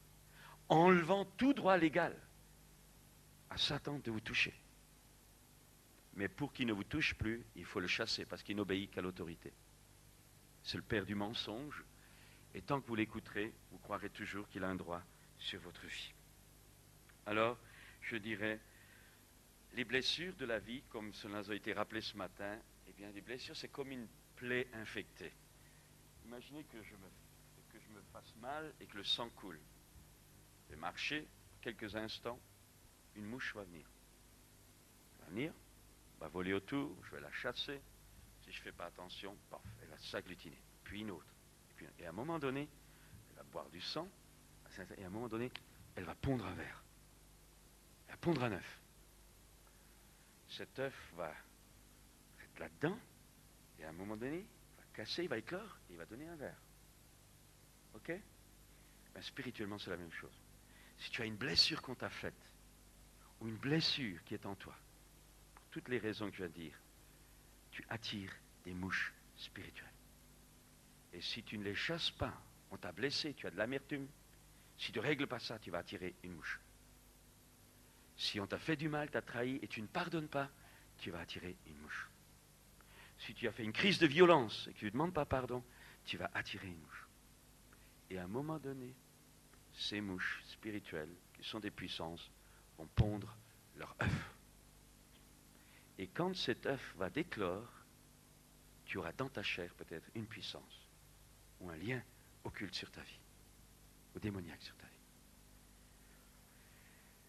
Dire ceci, je viens de parler de toutes choses, on peut être lié, on peut être influencé par des puissances, on peut être obsédé par des puissances, on peut être démonisé par des puissances, c'est-à-dire avoir des puissances quelque part dans notre personnalité. On peut être possédé, mais un chrétien ne peut pas être possédé puisqu'il est la possession de Jésus-Christ. Un chrétien peut avoir un domaine de sa vie où il a besoin de délivrance, mais l'être intérieur de quelqu'un qui est né de nouveau appartient à Jésus. Il est la propriété et la possession de Jésus. Donc, en toi, tu as le potentiel par l'Esprit de Dieu de rejeter ces choses-là, si tu as la foi pour le faire. Alors, j'ai gardé l'autre aspect encore, c'est le dernier, c'est la magie, la sorcellerie, la divination.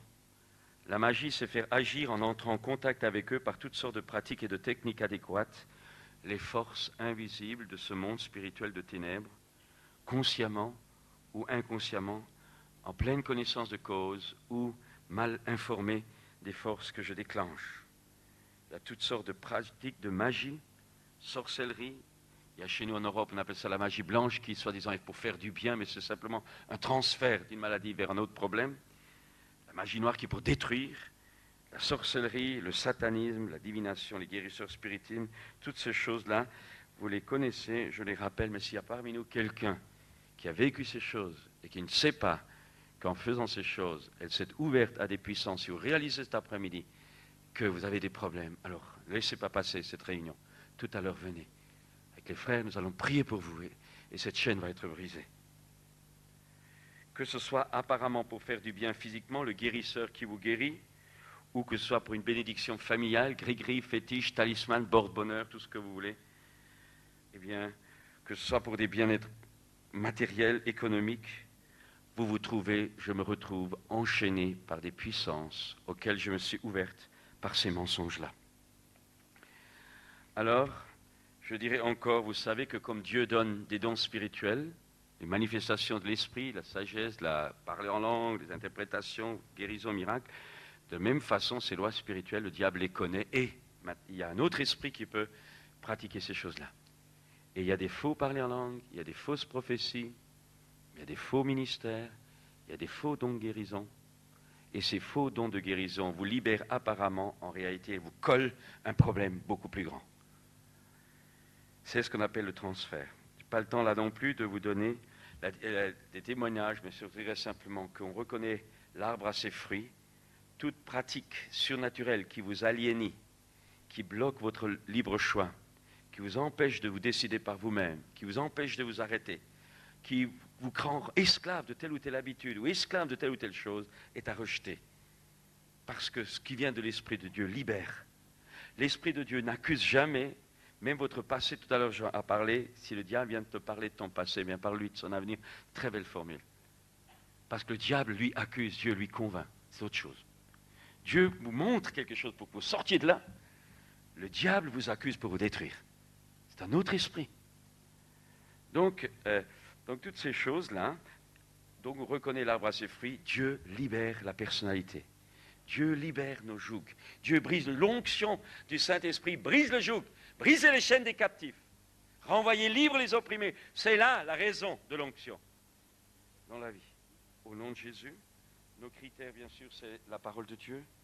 Je n'insiste pas dans le livre des Deutéronomes, vous le savez, où Dieu dit au peuple d'Israël, tu n'apprendras pas à imiter les habitudes lorsque tu seras entré dans le pays que l'Éternel ton Dieu te donne, tu n'apprendras pas à imiter les pratiques horribles de ces nations qu'on trouve chez toi. Personne qui fasse passer son fils ou sa fille par le feu, personne qui se livre à la divination, qui tire des présages, qui recourt à des techniques occultes ou à la sorcellerie, qui jette des sorts, personne qui consulte ceux qui évoquent les esprits ou prédisent l'avenir, personne qui interroge les morts. Si tu pries un saint ou la Vierge, tu interroges un mort ou une morte et tu ouvres la porte à une puissance démoniaque. Ce n'est pas moi qui le dis, c'est la Bible. Je ne dis pas pour accuser qui que ce soit, ni faire la guerre à deux religions, ce n'est pas ça du tout. Mais j'ai vu des personnes qui voulaient marcher avec Dieu et qui, dans leur enfance, avaient été consacrées à Marie ou avaient été consacrées à un saint quelconque, qui n'arrivaient pas à se débloquer, jusqu'au jour où on a appris ça et où nous avons brisé cette chaîne dans le nom de Jésus. Et alors l'être intérieur a été dégagé.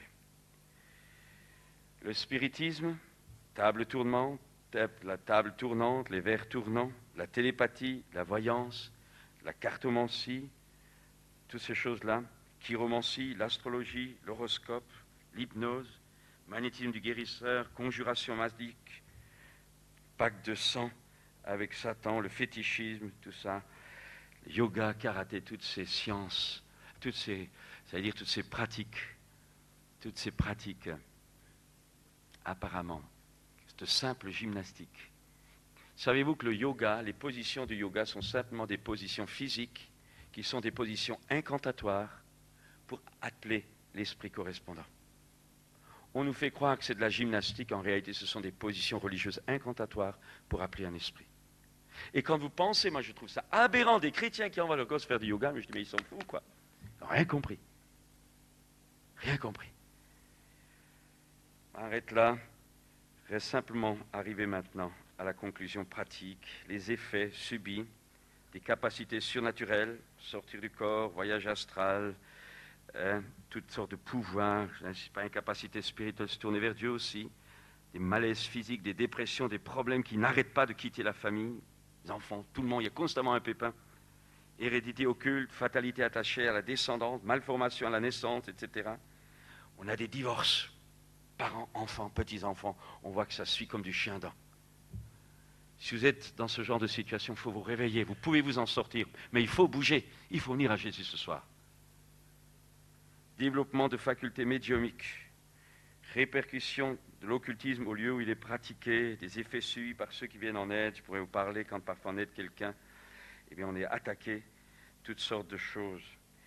Écoutez, astrologie, j'ai parlé, théosophie, antoinisme, franc-maçonnerie, mormon, moon, etc. Toutes les religions qui nient la divinité de Jésus et le salut par la foi dans le sang du calvaire sont antichristiques, donc démoniaques dans leur essence.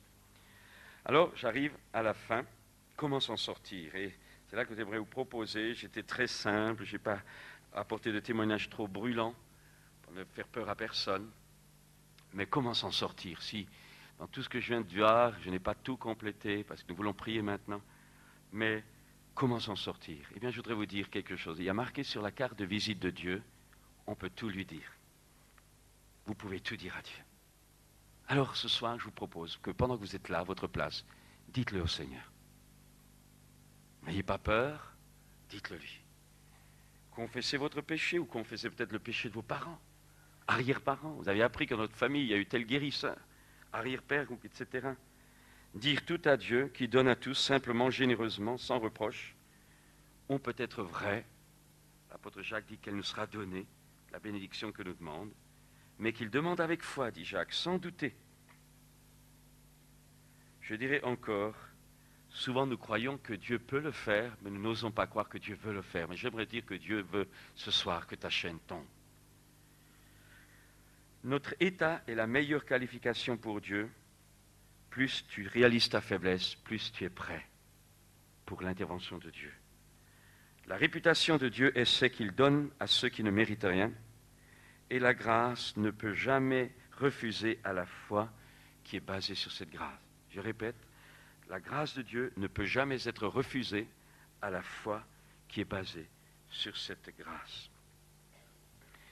Et alors, et là je deviens très très pratique, comment maintenant faire? Tout d'abord, il faut reconnaître les exigences de Dieu qui nous appellent à la sainteté pour justement ne pas être sous l'influence du malin. Il y a aussi la nécessité d'une église réellement authentique où nous nous aimons réellement, où les clivages disparaissent, où mais aussi l'impureté disparaît, la désobéissance disparaît, la légèreté disparaît, où il y a la crainte de Dieu qui nous préserve de toutes sortes de choses qu'on voit.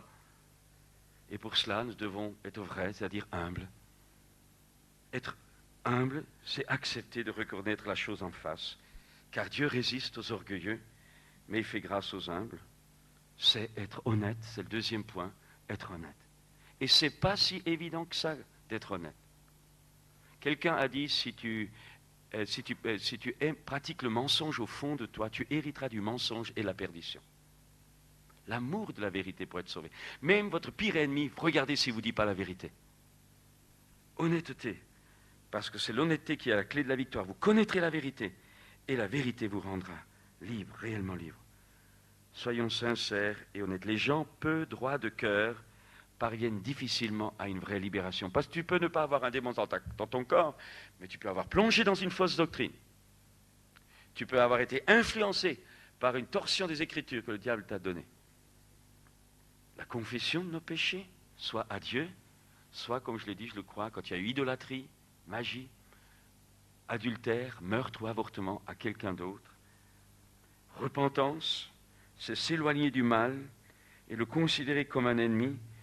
Se détourner, c'est une décision, mais c'est parfois aussi une réparation à faire ou un pardon à donner ou à demander quand nous pouvons le faire. C'est également pardonner. À la fois, c'est l'histoire du serviteur impitoyable qui a été livré au bourreau. C'est pardonner à ceux qui nous ont fait du mal, même si c'est vrai qu'ils nous ont fait du mal. Mais nous, en tant que chrétiens, nous n'exerçons pas un ministère de jugement ni de condamnation. Notre vocation à nous, on est des balayures, on est destinés à être des réconciliateurs. Ça ne veut pas dire qu'on laisse tout passer, mais simplement dans notre cœur, s'il faut discipliner. N'oubliez jamais que le pardon que nous devons accorder ou que le pardon que nous recevons de Dieu, c'est pour notre salut. Mais Dieu se permettra parfois de nous discipliner en nous faisant porter la conséquence de notre folie. Et de la même façon, la discipline, parfois, doit être exercée dans l'Église pour ne pas passer l'éponge trop rapidement. On pardonne, mais on discipline pour que la personne apprenne à ne plus recommencer. C'est nécessaire. Le pardon, c'est pour le salut. La discipline, c'est pour la formation du caractère. Et Dieu se permettra de vous discipliner parfois, et moi aussi. Et l'Église doit se permettre parfois de discipliner, non pas pour la destruction, non pas pour le jugement, non pas pour la condamnation, mais pour que le pécheur soit transformé et qu'il apprenne la crainte de Dieu et qu'il ne recommence pas comme tellement de gens qui demandent pardon et qui 5 minutes après recommencent parce qu'ils ont fait de Jésus leur copain. J'aimerais vous dire que Jésus n'est pas le copain. Je l'ai dit hier, je voudrais encore le dire. Je suis parfois effaré de voir la familiarité avec laquelle les gens parfois... Vous savez, si vous avez une révélation de Dieu, un jour où j'ai vu Dieu, moi j'ai pleuré comme un gamin. Le jour, quand vous avez une révélation du Christ, c'est plus le copain. Je voudrais le dire, il est Seigneur. Il est Seigneur. C'est le lion de Judas, je l'ai dit hier. Pas de la rigolade. Je suis convaincu que si Jésus vient dans toute sa gloire, on est cuit là. Hein? Personne ne peut avoir Dieu et vivre. Vous croyez qu'on va lui taper sur l'épaule et dire Jésus c'est mon copain? Vous croyez qu'on va dire aux enfants d'école du dimanche Jésus c'est mon copain? C'est quoi ça? C'est faux. C'est pas votre copain, c'est pas mon copain, c'est mon Seigneur. Il est mon frère par nature, mais il est mon Seigneur parce qu'il est la tête de l'Église. Alors, pardon à donner ou pardon à demander, c'est une décision, invocation du nom du Seigneur qui a dit, je ne mettrai pas dehors celui qui vient à moi. C'est enfin avoir la simplicité de demander de l'aide si on n'arrive pas tout seul. Et je voudrais ce soir, nous sommes ensemble, je voudrais que vous ayez l'humilité de venir demander de l'aide. On ne va pas désigner... Je veux dire, je sens dans mon cœur depuis hier, il y a des personnes, vous savez, il y a quelqu'un parmi, au moins quelqu'un, des personnes qui ont une oppression, je sais ça. Vous savez, c'est parfois comme un poids là qui est là. Hein? Tout le monde chante, sourit, vous êtes là. Vous chantez, vous voyez, c'est là, c'est dans les tripes. Jésus veut briser ça ce soir. Il ne faut pas hésiter, venez tout à l'heure. Il y a d'autres problèmes, j'ai parlé tout à l'heure de masturbation, je sais qu'il y a. Ici, elle est en train de me le montrer. Je n'ai vraiment pas préparé ça avant. Je laisse ça vient. Il y a des personnes qui ont besoin d'une délivrance dans la masturbation. C'est clair. Vous le savez. Ne fuyez pas, vous le savez. Elle est en train de me le montrer.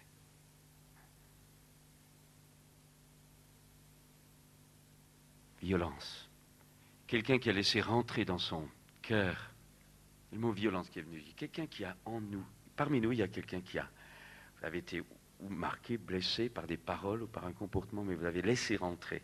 C'est comme une flèche qui est rentrée. Une violence. Vous avez en vous maintenant une sorte de haine rentrée. Vous ne l'appelez pas telle qu'elle, mais vous avez qu'à simplement, quand on vous parle de telle personne, ça se durcit comme une balle de tennis. Dieu veut vous libérer ce soir. Partez pas avec ça. Dieu a encore des bénédictions pour vous, pour les autres, mais il faut que ce verrou saute. Quelqu'un ici qui a des problèmes de fragilité de nerfs, parce que sa mère ou son père, la famille, ça a été ça. Dieu ce soir veut briser cette malédiction familiale. Il faut venir tout à l'heure. Il y a quelqu'un qui a des problèmes de maladie dans les organes, du bas-ventre. C'est une maladie,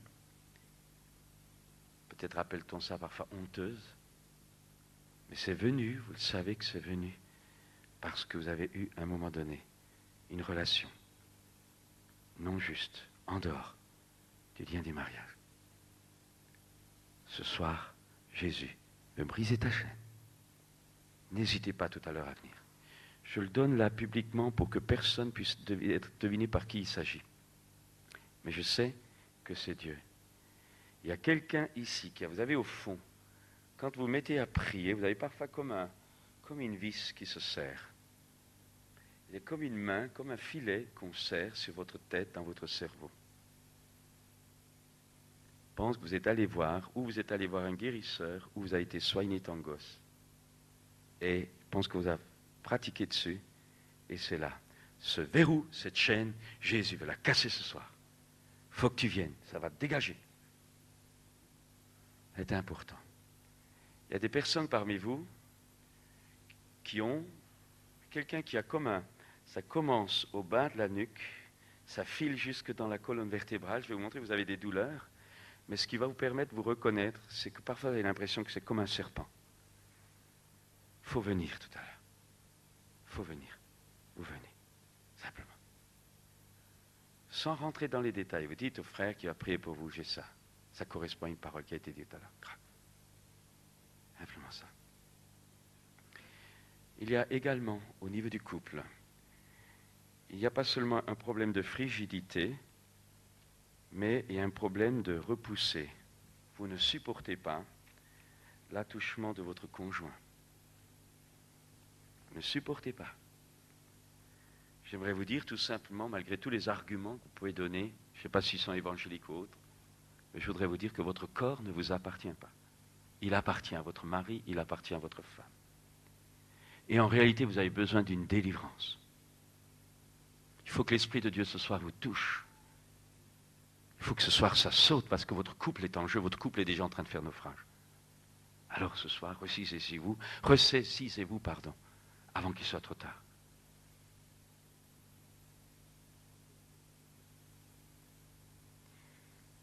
Je pense qu'il y a quelque chose pour un enfant. Quelqu'un qui a un enfant, qui a des comportements anormaux.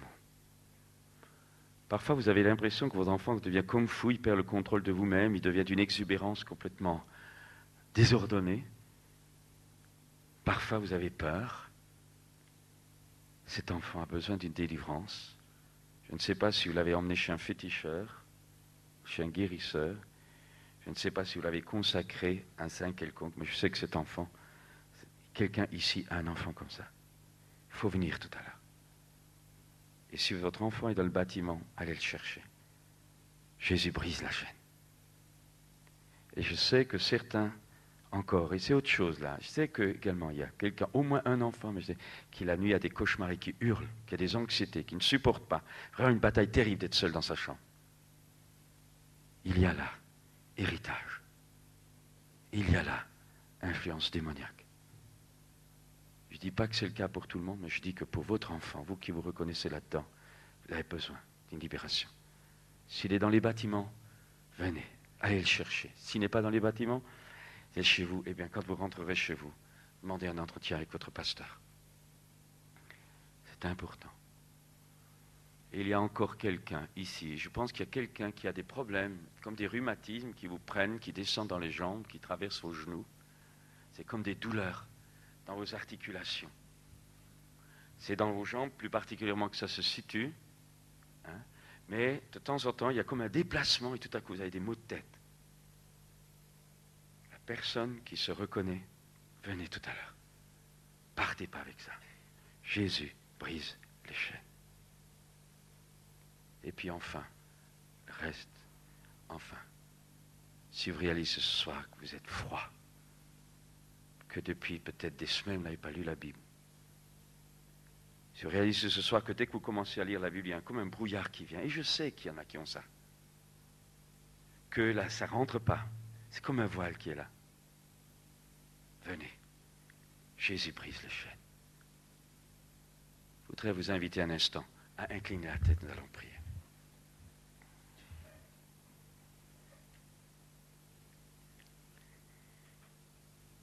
Au nom du Seigneur Jésus, que ce lieu soit scellé par le sang de Jésus, par les anges de Dieu, par l'Esprit Saint, qu'aucune puissance de l'extérieur ne puisse maintenant venir au secours de toute puissance, de tout esprit mauvais qui se trouve dans cette salle d'une façon ou d'une autre. Que ce lieu soit scellé et qu'il y ait une muraille infranchissable maintenant à tout esprit du dehors. Esprit de Dieu, tu viens maintenant.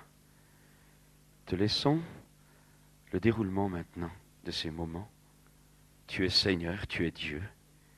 Aucune créature, aucune puissance ne peut te résister. Tu es Dieu. Au nom du Seigneur Jésus, nous te demandons maintenant de nous inspirer les uns les autres, de donner la liberté intérieure à ceux ou celles déjà qui se sont reconnus dans telle ou telle parole, de pouvoir venir tout à l'heure. De donner l'assurance intérieure, aide à triompher de la timidité, aide à triompher de la peur. Tu ne veux pas faire peur, tu veux bénir, tu veux donner la paix, car tu es le prince de la paix. Oh, tu donnes la paix ce soir, la paix dans le corps, tenu, brise, ligoté, la paix peut-être dans l'âme, les sentiments, les émotions, la paix dans les raisonnements, dans les souvenirs, dans la mémoire, la paix dans l'être intérieur. Que les oppressions tombent ce soir. Esprit de ténèbres, de magie, de sorcellerie, de fétichisme, d'envoûtement, d'idolâtrie, d'impureté, de violence, d'inceste, de viol, de masturbation, d'homosexualité, de rébellion, de désobéissance, de séduction, de colère et de non-pardon, dans le nom tout-puissant de Jésus, vous êtes liés maintenant. Je délie la volonté. Je délie les capacités de choix. Je délie les capacités de décision. Je délie les capacités spirituelles. Je délie la personnalité de chacun et de chacune ici pour pouvoir venir recevoir l'aide du Seigneur. Soyez déliés, frères et sœurs, dans toute votre volonté. Soyez déliés de toutes les puissances d'asservissement. Je brise dans votre vie de malédiction familiale. Je délie certains de l'esprit d'initiation qui a présidé votre enfance. Je brise ce joug de Satan. Je brise ton joug dans ses vies, au nom de Jésus. Prie de Dieu. Tu viens maintenant. Tu viens maintenant. Puis-je vous demander de vous lever à votre place maintenant? Levons-nous à notre place. Nous restons dans la prière. Je voudrais vous demander que tous ceux qui ont été interpellés par une parole ou par un point du message, de lever, car tout le monde garde les yeux fermés, personne ne s'occupe des autres, nous nous respectons les uns les autres. Je voudrais simplement vous demander de lever vos mains et à mi-voix, pas besoin de faire fort, mais il faut que ça sorte de vos lèvres. À mi-voix, pas trop fort pour que vos voisins ne puissent rien entendre, mais il faut que ça sorte pour que les démons puissent l'entendre. Eh bien, à mi-voix, confessez votre péché, celui que Dieu vous a rappelé cet après-midi. Confessez-le au Seigneur et demandez-lui pardon. S'il y en a plusieurs, vous le demandez, vous le faites. Et une fois que vous avez fini, vous baissez vos bras pour que je sache que chacun a terminé. Ne lève les bras que ceux qui ont maintenant, devant Dieu, une confession à faire à mi-voix. Ne le dites pas au fond de votre cœur maintenant, mais il faut que vos lèvres le disent. Prononcez-le à mi-voix. Pendant que vous le faites, gardez vos mains levées. Je vais chanter un chant tout doucement pour couvrir votre confession verbale. Père, nous sommes là. Père, nous sommes là. Père, nous sommes là. Nous sommes là pour toi. Saint-Esprit, alléluia, tu es là. Saint-Esprit, tu es là. Saint-Esprit, tu es là.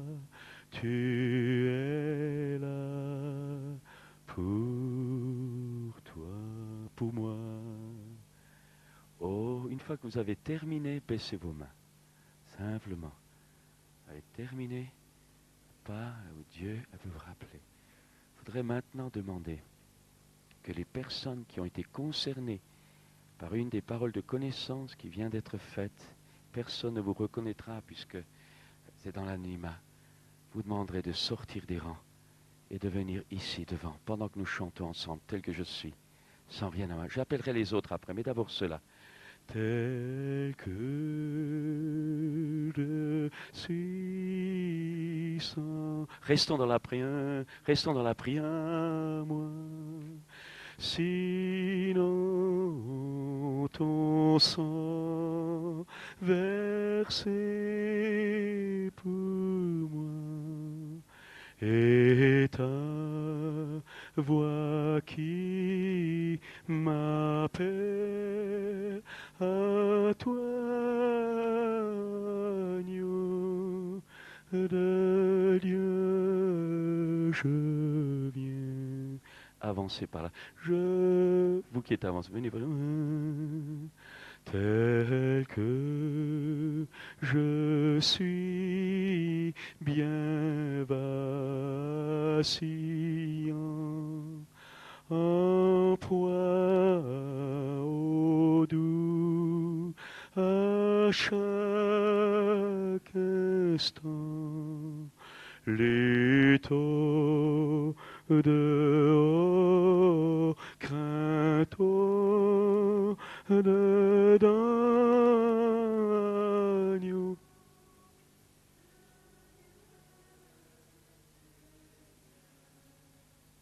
Je viens. Oh, gardons les yeux fermés, Esprit de Dieu. Oh, tu viens confirmer la puissance du sang de Jésus. Le sang de Jésus lave et purifie de tout péché. Oh, si nos péchés sont comme le cramoisi, deviennent blancs comme la neige. Si nous confessons nos péchés, Dieu est fidèle et juste pour nous les pardonner et nous purifier de toute iniquité. Il n'y en a aucune qui ne reste. Et si nous sommes purifiés par le sang de Jésus, nous sommes plus blancs que neige. Et aucune puissance n'a plus de droit sur notre vie. Aucune puissance. Nous fermons les portes à tous les péchés du passé. Nous brisons toujours dans chaque vie ici. Et que la liberté glorieuse des enfants de Dieu soit pleinement manifestée. Seigneur Jésus, tu confirmes ta parole par l'imposition des mains. Tu donnes aux serviteurs qui prient peut-être la révélation dont ils ont besoin. Tu nous couvres de ton ombre, Seigneur. Tu nous couvres, que ce lieu soit vraiment, que le ciel maintenant soit ouvert. Père, que ton nom soit glorifié dans la vie de chacun d'entre nous. Tu nous aides. Cher Saint-Esprit, tu nous aides. Sans toi, on ne peut pas y arriver. Mais tu es là. Tu es là. Si vous avez, encore dire pendant que nous sommes là, si vous sentez que vous avez besoin de pleurer, alors vous ne retenez pas. Au contraire, pleurez. Si vous sentez une chaleur, sentez trembler, n'ayez pas peur. Peut-être que si on prie avec vous, que vous tombez, ne vous inquiétez pas. Laissez-vous maintenant aimer de Jésus. Simplement le malin, vous le refusez. Si au moment où on prie avec vous, vous sentez que vous avez une oppression dans votre gorge, une oppression dans votre poitrine ou dans votre estomac, eh bien c'est simple, vous collaborez avec le ministère qui priera avec vous et tout simplement vous soufflez cela dehors calmement, comme si vous souffliez de la fumée de cigarette. Vous sortez ces choses-là dans un acte de foi et puis la paix va venir. Simplement, tranquillement, tranquillement.